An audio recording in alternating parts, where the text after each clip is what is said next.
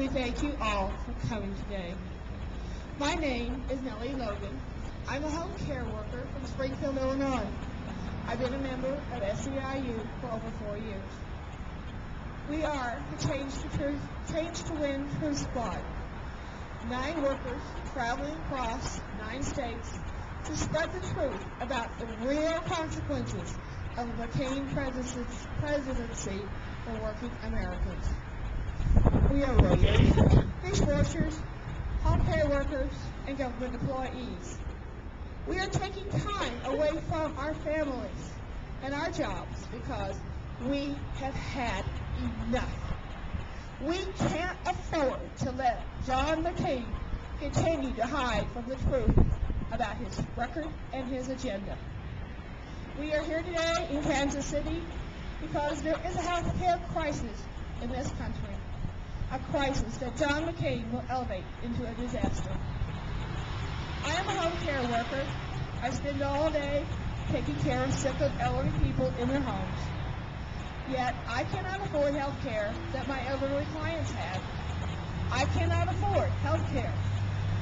I am one of millions of Americans who are uninsured. And I am just one of millions of Americans for whom every day is a risk. Not having health care is fine until you get sick. My daughter has Crohn's disease, which means she needs a consistent medical attention and medication. Her term as a student teacher ends this December. My daughter will lose her employer-based health coverage. This will leave her with medical costs she needs to pay in order to live, and yet no physical way to pay for them.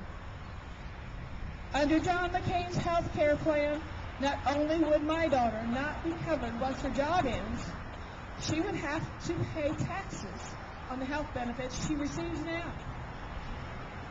Taxing working families on their health care just shows you how out of touch John McCain really is. How could he understand the pain and the stress we are feeling? The truth is, he doesn't. John McCain's own health care advisor recently said, "There are no uninsured Americans, because anyone can get into an emergency room."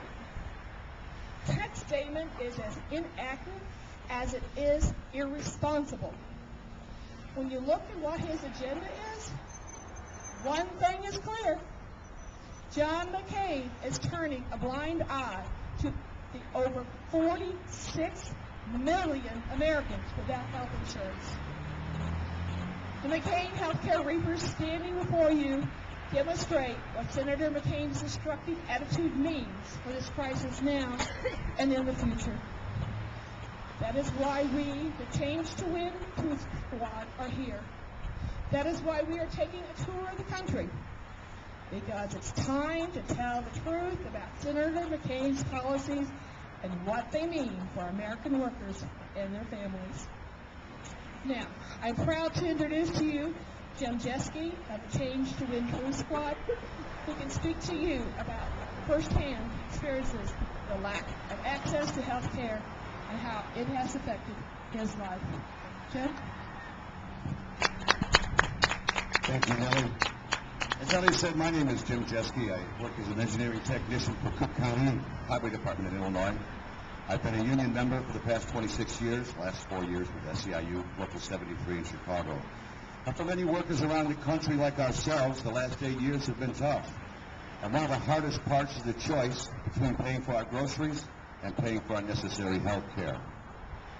This is a choice that working families across the country have to make every day. A choice that John McCain can't even imagine because, quite frankly, he's never had to. My family has suffered greatly from these choices. For the past 4 years ago, my 19-year-old son, Justin, died of aortic aneurysm.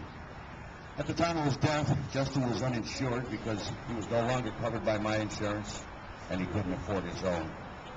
But I lost my mother last December. She was very sick, and when a Medicare plan sent a mobile X-ray machine to her home, they couldn't fit it through the door, so their solution was, though, even though it was raining, rather than take her to a hospital, they actually picked my mother up physically, took her outside in the rain, leaned her against this machine, took her X-ray, brought her back in the house, put her back in bed, wet, cold, and alone. 3 days later, my mother was dead of pneumonia.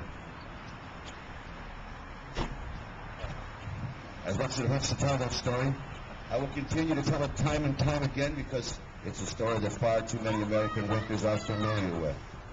So I urge you to help bring about the change we need in this country so that no one else ever has to stand up here and tell a story like mine. So today I challenge you to keep fighting until we get it right, and thank you, and God bless you.